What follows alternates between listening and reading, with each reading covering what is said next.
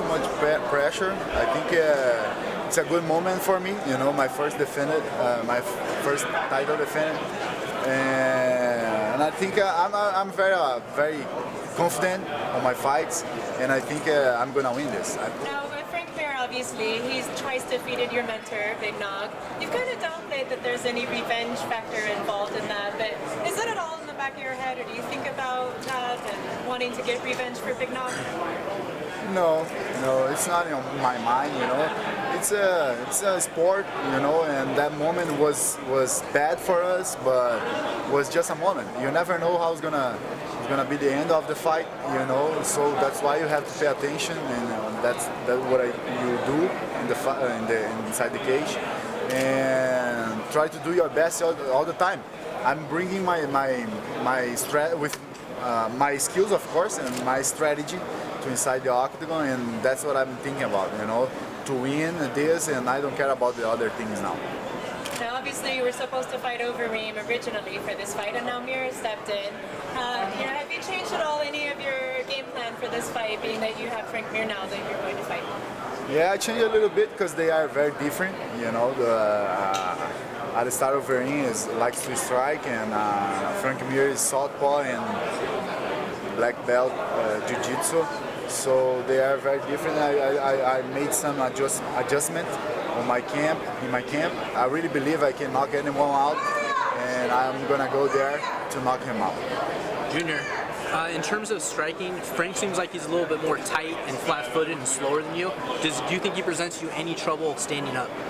No, actually, yeah, he got a pretty good skills, you know, standing up, you know, and you have to be very, you have to be careful with that, you know.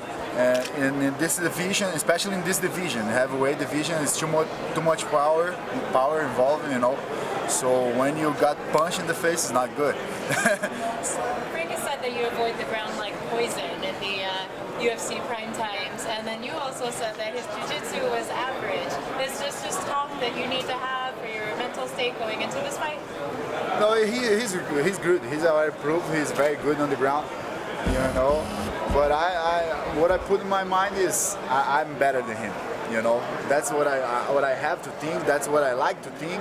That's what I'm gonna be thinking the day of the fight, you know, all time, to be confident. You know, to win this. When you talk a lot, you just talk. You know, I prefer to let my fists talk for me.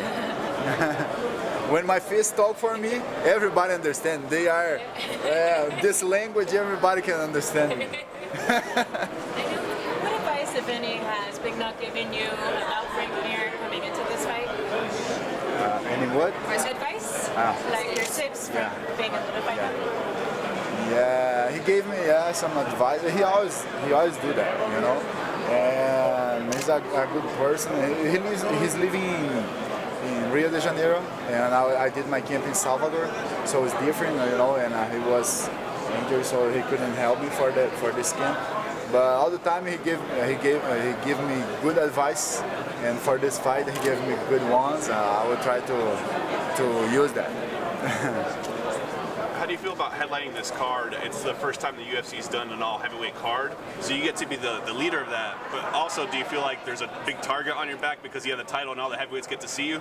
Yeah. But when you are the champion, you are a target. You know, everybody is looking to you, and everybody especially the fighters, they want to beat you.